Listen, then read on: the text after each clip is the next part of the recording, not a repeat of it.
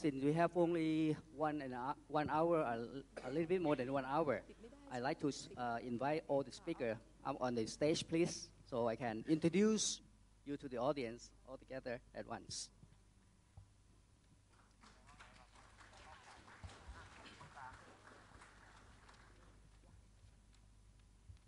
All right, good afternoon again.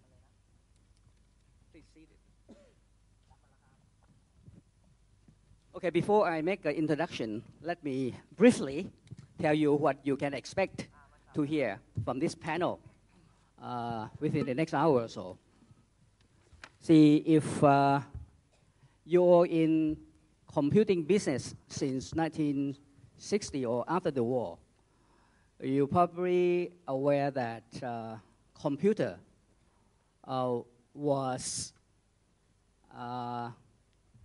built for basically the tool for rich people and a rich corporation in the past. But today, computing facility become the utility. And in fact, we are now can use computing facility in a pay-as-you-go manners or on-demand basis, if you like.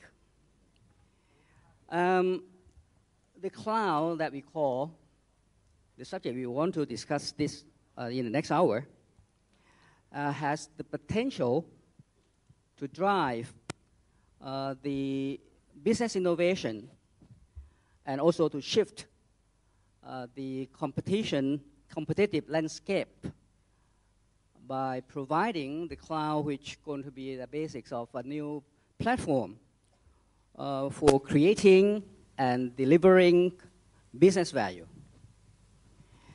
So for the next hour or so, we have a team of panelists will share with us the experiences of using this new platform, the cloud computing platform. So let me, first of all, before we start, let me briefly introduce the panelists who are joining us this afternoon. The lady on my left is Kun Busarin Pradityon. Yes. Right?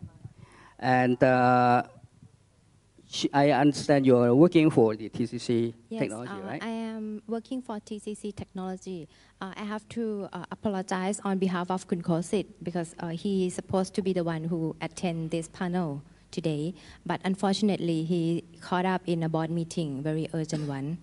So I will be attending the panel on his behalf. Okay, thank you, Kun Busarin.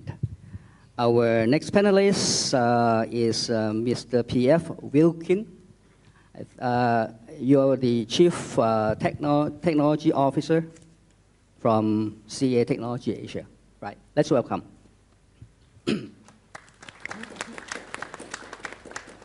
Our next speaker is from Seagate. Mr. BanSeng. Normally we use a Tay first. BS, no, yeah. BS is fine. Okay. BS is easy for me.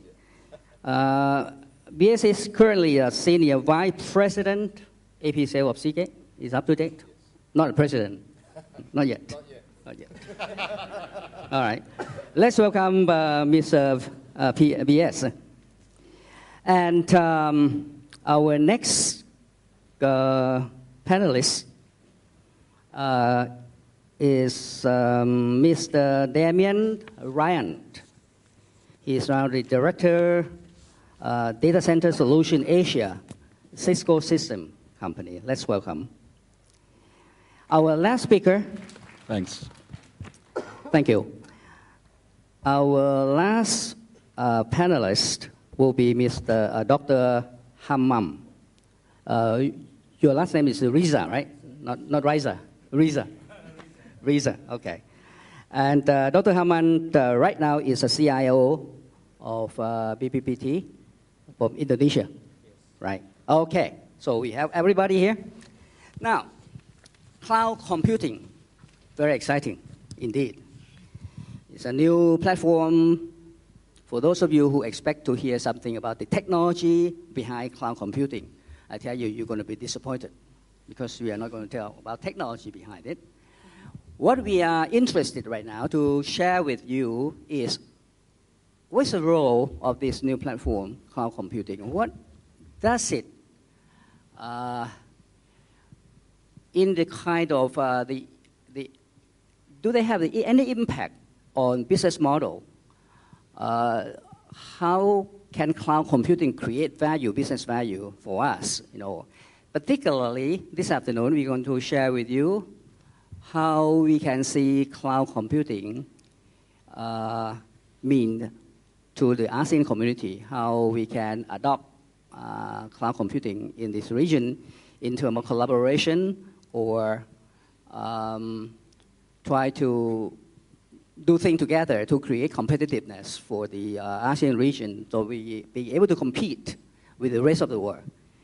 Let me start with our first panelist, okay? And for the benefits of our audience who might not be familiar with what the cloud really is, Khun Pusarin will start by briefly telling us what is the cloud computing and what's news in the cloud computing today, please. Okay. Thank you, Dr. Manoo. If you were looking for the definitions of the cloud computing, you can search from like all the Googles. The definition would be something like the delivery of the computing as a service in the model of like infrastructure as a service, platform as a service, or even software as a service. But that would be all the technical definition side of it.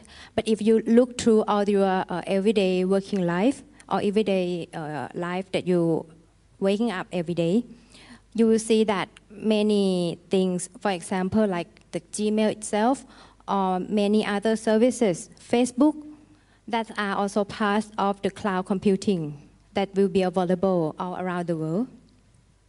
You will see that the taking up rates of the cloud computing will not be that high or that improving as such, probably because the main key factors of to support the cloud computing or the growth of the cloud computing would be the infrastructures that should be a very well-structured one. For us, even in Thailand or in Asian countries, part of that, the key would be all the connectivities. For Thailand, if I'm speaking of the country that we are from right now, all the connectivities, all the infrastructures right now is supporting by the government. Like right now we have the license for all 3Gs available. So that would be key main factors to help drive the usage or the growth of the cloud computing itself. But that would be probably within 1 or 2 years from now, that will be the take-up rate of the cloud computing would be increasing. But if you look through, like on the European side or the US side, the cloud computing itself adopt to the next generation, whereby, as I give an example earlier on the Gmail itself or the Facebook, that will be coming closer to the users. On US side or the European side, there is an upcoming trend, what they call bring your own device, which means that the cloud will be closer to the users.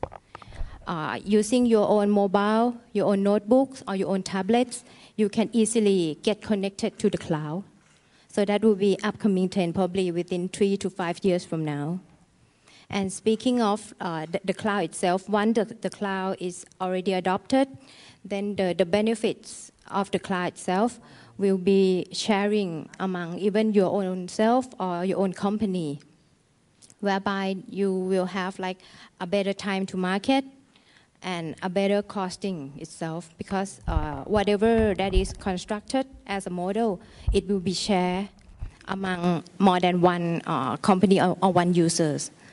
So everyone would be benefit from that. I understand T.C.C. technology is now the cloud provider, isn't it? Yes, yes. Can you share with us what most of the your customer are using cloud for? Okay, for our own company, T.C.C. Technology, actually we start offering the cloud services probably since 10 years ago.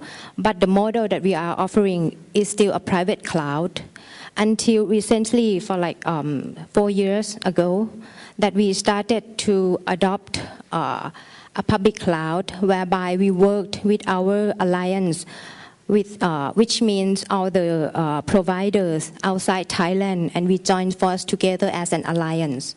Okay, thank you. Now let's move to Kun Pierre-Francois. Kun PF is Pierre is easier. Pierre is easier, yes. And judging from the lady just told us, what can you briefly share with us what you think is the main objective of the cloud computing adoption, or anything in the area of how we make use of the cloud computing? Absolutely.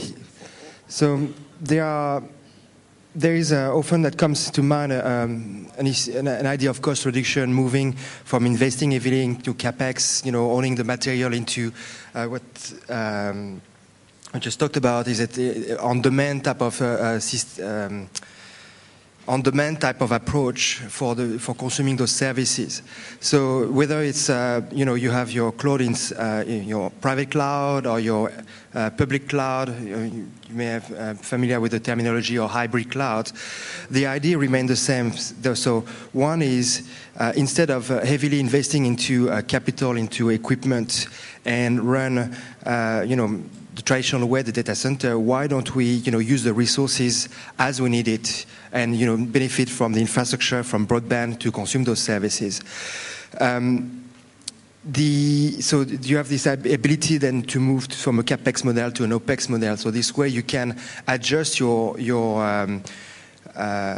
expenses based upon your business, based upon, maybe you have a business that is doing well, you need to put more resources. Maybe there are businesses that are, winding down, and you can actually decrease the resources you are using. So that's one point. But I think the most important thing around the cloud is agility, business agility, as you mentioned. The model of the cloud, which is not only a technology, technology is here to support the concept, but it's also a different way of thinking how you're going to provide services, and your services, and how technology is going to support, or IT is going to support those services.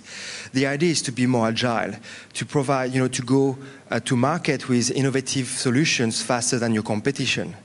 So the concept of cloud is I can maybe use this service from somewhere that already developed it instead of redeveloping it in-house, or I have a set of platforms where maybe it's a special period for my company and I need more resources. I can turn it on like this instead of having to order another switch and more hardware and wait for 6 months before the whole projects come on. Now I have it the concept, the way it's being organized and automated, now allows you to draw on these resources much more quickly. So you can focus on getting your new ideas, your new business ideas outside to your customers faster, because your customers now want it everywhere, like this, right? Oh, do you have an iPhone app for that? Do you have an Android app for that? It has to be right now. So the backend needs to support that. And another thing, actually, so it's linked to the innovation. Most of the companies that have actually huge data centers, except for people like managed service providers or IT companies, managing IT is not their core business, and a lot of money and a lot of time is used by managing an email server, managing all these back-end systems. And this is not core business. This is a dilution of your focus, which should be you should be focusing on your business. So, going with a cloud approach, whether it's you have your own cloud internally or you're outsourcing it, allows you to to be more focused on what you're best at, which is your business. So actually, if I understand correctly, you are mentioning that. If you go to use the cloud computing, it's not very much on the cost-saving side. It's basically try to establish or creating a new marketing channel, or to reach your customer better. Yes, faster, quicker. So the cost saving is there. There's a survey that CA has, no, it's not CA, we read an article that said that the majority of the CIO that had adopted cloud said that the financial benefits were marginal. So there was some cost reductions, but they were not like you're going to cut your cost by 50%. However, what they gained on was the agility, the speed at which they can support the business faster and provide new services. So, and if you look at it, if you look at the history, when you adopt new technology, when there's a new trend, you don't really see a cost saving immediately because you need to reinvest in a new way of thinking, new technology, reorganize things. The cost saving usually happen later when the technology matures. So there are some cost savings. They are here, a bit marginal, but really the benefit is supporting the business better, faster, being more responsive for your customers. Okay, thank you, Pierre. Remaining competitive. Right, okay. So if you don't do it, the others will do. So Pierre, I will go to Damian first, because you have a presentation and also with, we'll leave it later on. So Damian, why don't you start telling us your experience about the cloud computing and to see what we can make use of this technology.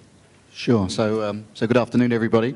Look, just to quickly reiterate on the whole area of cloud, I think there's a National Institute of Science and Technology which defines what cloud is in the US, and one of the panelists talked about IaaS, PaaS, SaaS, and a partridge in a pear tree AAS. But I think the key thing is how does this enable competitive advantage within the marketplace?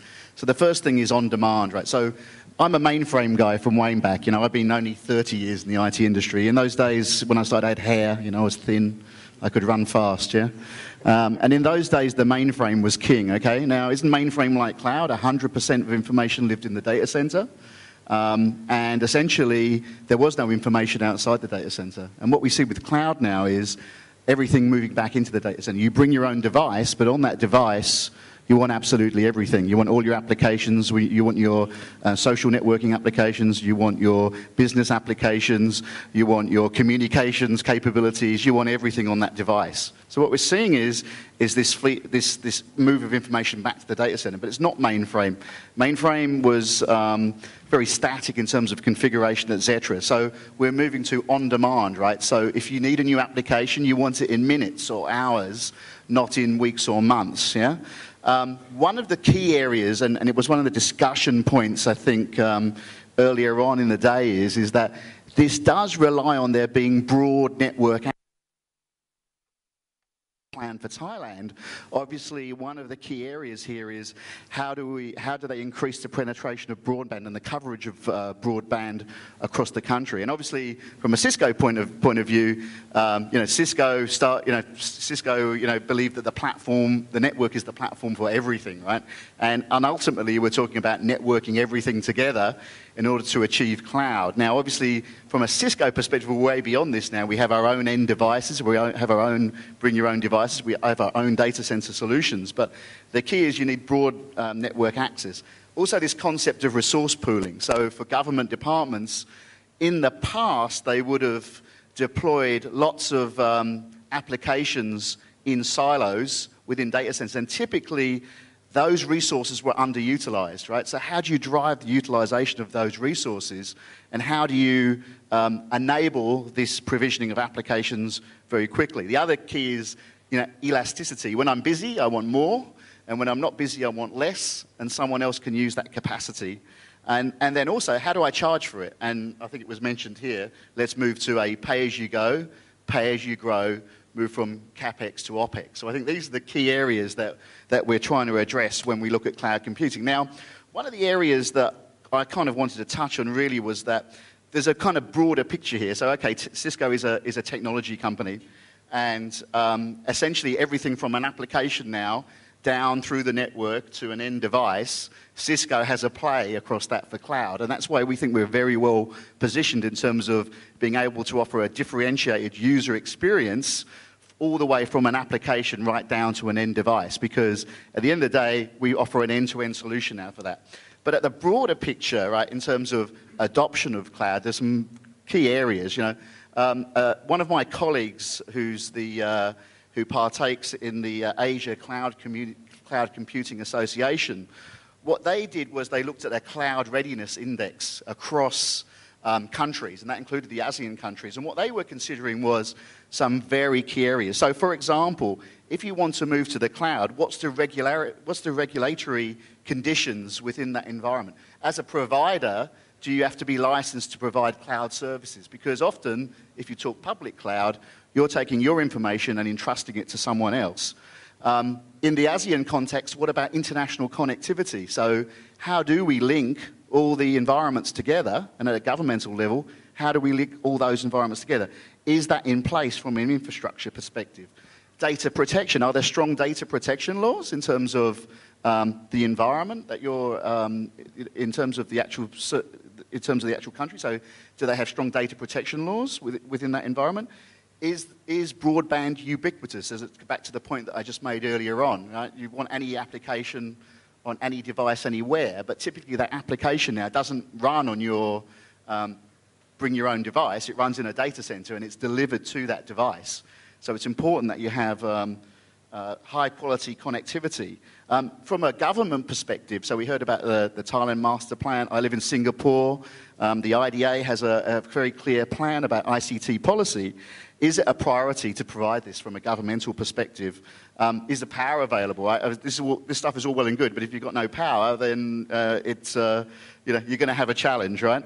How about freedom of information? What about internet filtering of content? So is information filtered or not within that environment? Yeah, and there's been some interesting discussions in the media around this whole point in the last 6 or 12 months.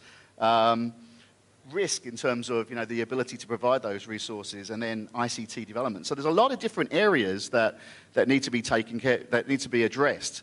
And one of the things that I guess at a macro level that we would say at Cisco is that obviously you need to look at all these areas on a country and on an ASEAN-wide basis to actually then move up this index to be able to then move to a true ubiquitous cloud computing environment. And from a Cisco perspective, what we're doing is we're packaging solutions that mean that from day one, we can stand up a cloud, be it for a service provider. So we're working with service providers such as Singtel and various other service providers in the region. And we're working with government and government agencies to stand up what we term internal cloud. So we're using the technology and the ability to provide cloud through things like virtualization, automation, self-service on demand, to actually deliver that technology to an internal group or IT group. So, for example, in terms of a whole-of-government approach, you could provide a whole-of-government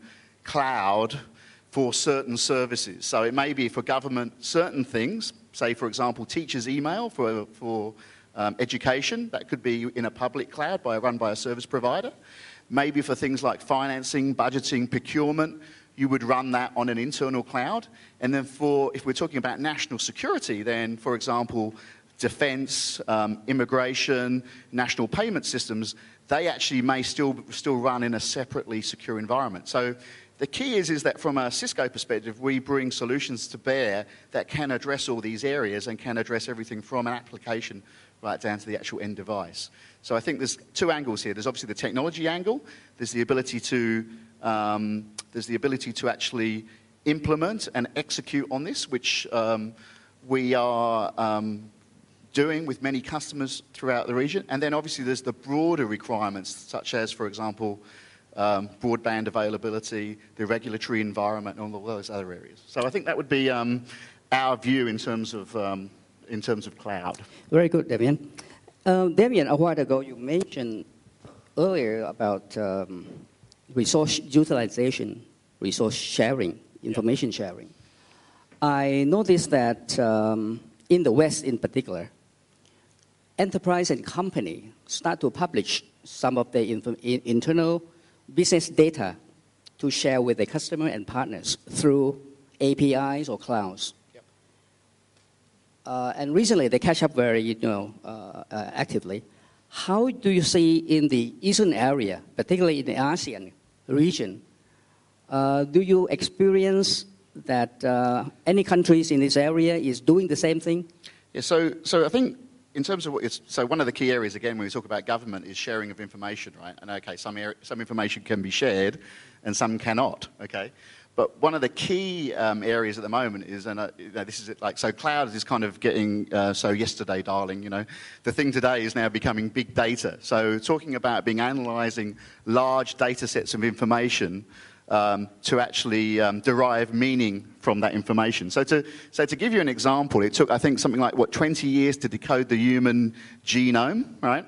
And today, there are solutions available which are cloud-based, okay? Based around technology, for example, that Google developed in terms of these techniques called MapReduce, etc., where you can stand up in a cloud in an environment which then can do rapid analysis of large amounts of information, okay? So something that took 20 years, you could maybe do in a month now, okay? And this is the power of cloud. So you have the ability, without actually having to buy a data center, and without having to, and leveraging software that's readily available, you have the ability to actually analyze large data sets. So for example, if you look at the big data, if you look at some of the things that big data looks at, when there was the flu crisis here, one of the interesting things was that Google were able to actually understand that was happening before the Centers for Disease Control, because what they were able to do was analyze the searches that people were making against certain data sets, okay? So obviously, what does everyone do today if they've, you know, like I had a lump in my mouth the other day and I went and Googled it, what could it actually be, right? So people go to, for example, a search engine and actually query that search engine about various information. Now, if enough body of people are doing a certain search and you can actually trap that information, then that becomes powerful. So the ability now then, if we look at government, to share information across government and then derive meaning from that information, yeah, is becoming key. So I think the next thing is big data, and big data in itself actually predicates large amounts of data center processing resources which are agile. So you kind of sit that on top, if you like, of the whole cloud piece. Yeah? Very good. Thank you, Damian. Now let's move to BS. I understand you have prepared some presentation to share with us from Seagate, right? Okay, go ahead. So, well, thank you, Dr. Manoo, and good afternoon, everyone. So I thought I'd take the opportunity to, well, firstly do a bit of a commercial about Seagate, but more importantly, answer maybe a question that's on everyone's minds. What has Seagate got to do with cloud, and what are we doing here? Because I'm sure many of you have heard of Seagate, and the first thing that comes to mind, the hard drive in my PC, in my notebook, right? Well, let me just start by talking about, well, yes, we are a hard drive company essentially, and we're an $11 billion company, and we're the largest and oldest disk drive company, and you know, we right now have approximately about 40% share of the worldwide market. But what's more significant about this is not so much about, well, how many hard disk drives did we ship, but really what is the relevance of storage in cloud.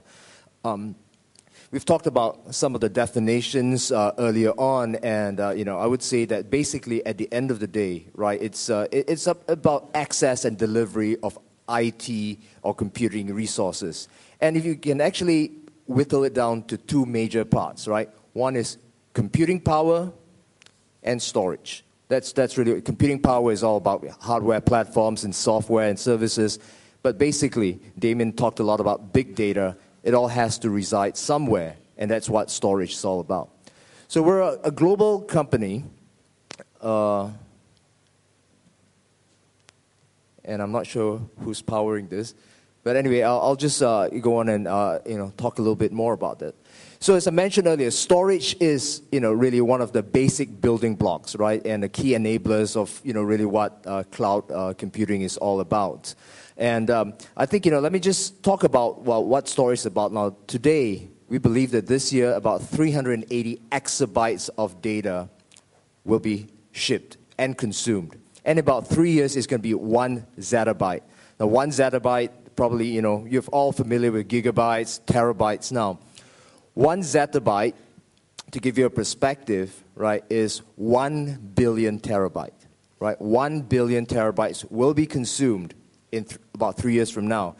And that's approximately equal to all of the data that's been generated since the existence of Earth until today, right? That's how much data, and that's all going to be consumed in 1 year by the year 2015.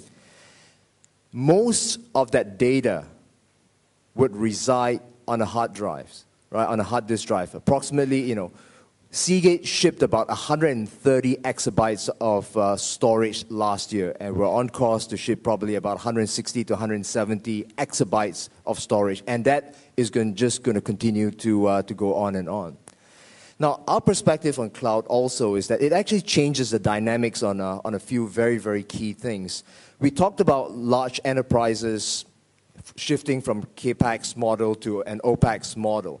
But one of the significant things, right, and it's actually very, very relevant in the ASEAN context.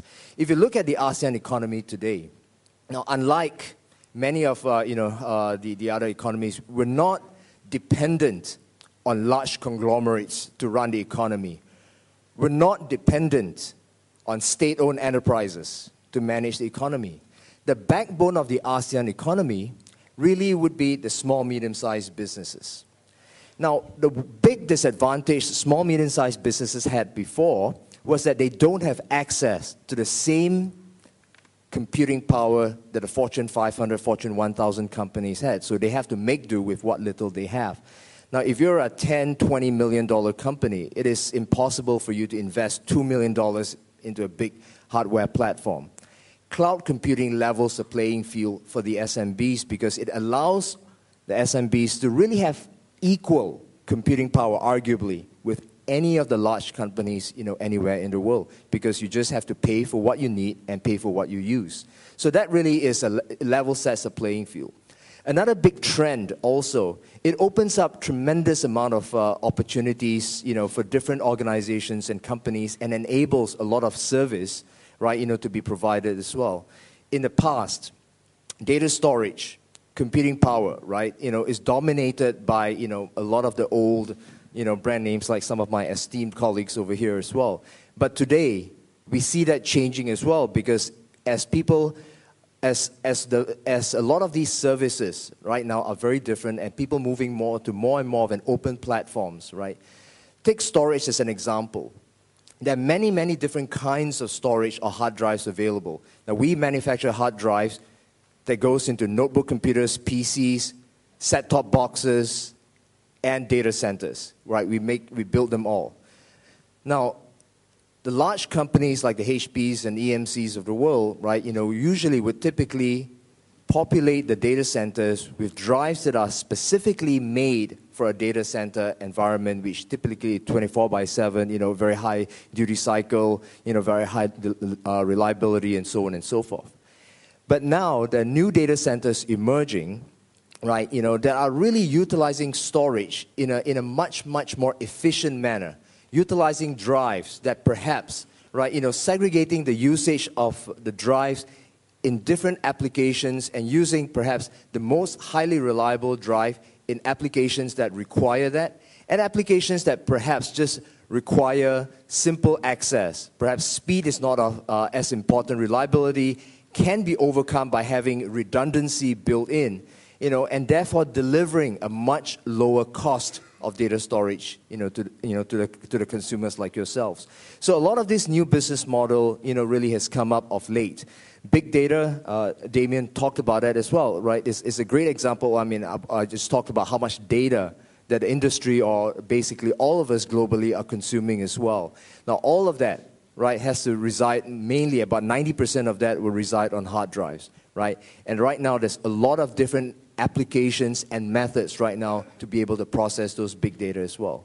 So in short, to summarize, right, our role in this, obviously, is that, we're a big hardware storage provider, right, in the form of disk drives that spans not just on the cloud computing, but also on the personal compute side as well.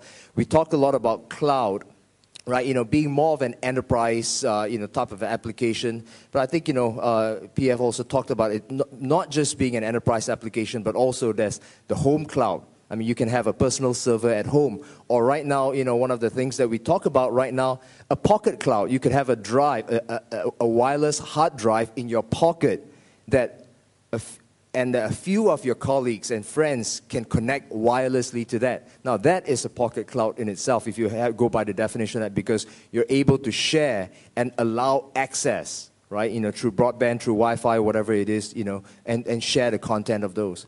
So really, in short, I think, it's very, very exciting for us right now, and there's no one real definition that really covers everything. I think, the definition and the opportunities that we have in front of us, is probably as broad as our imagination can go.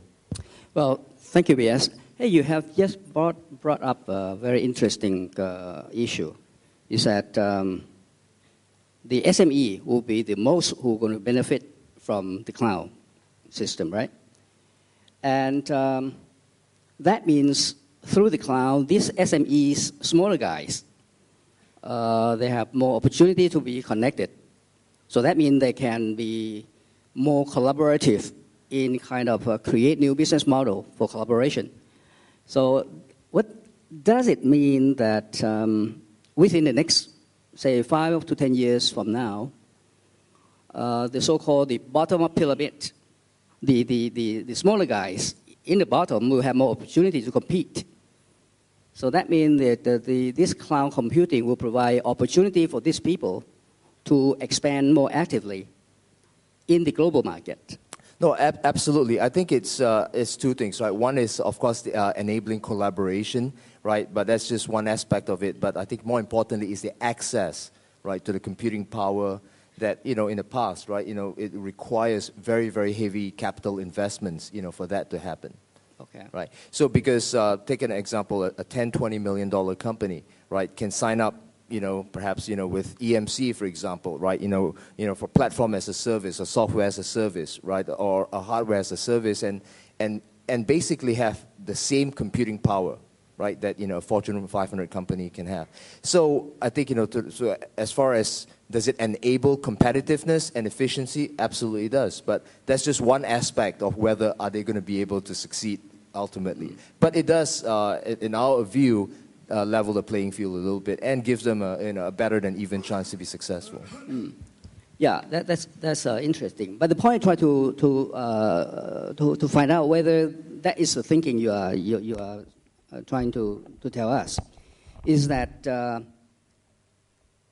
at this moment, most of the SME, they all compete by themselves. But through the new platform, we are providing opportunity for them to collaborate and to co-produce together. So that means if they come together, they are more or less competitive with the bigger guys by joining resources and product services, everything else, right, together. Yeah, yeah. That is the thing that if that you see happening, it's very interesting, right? No, I would say absolutely, right? That would be one of the benefit and one of the key usage that some of the governments, for example, right? I think James earlier talked about TradeNet, where it's just a platform for people to collaborate. So right, this is basic, probably many steps ahead of that, where you're really allowing people to collaborate on beyond just communication. Right. Thank you, BS. Now, for our audience who come from the government sector, you'll hear something very interesting. We are moving to Dr. Hammam, who has already experienced, I understand, implementing the cloud for the Indonesian e-government project. Yes. Okay, please tell us what you've been doing. All right.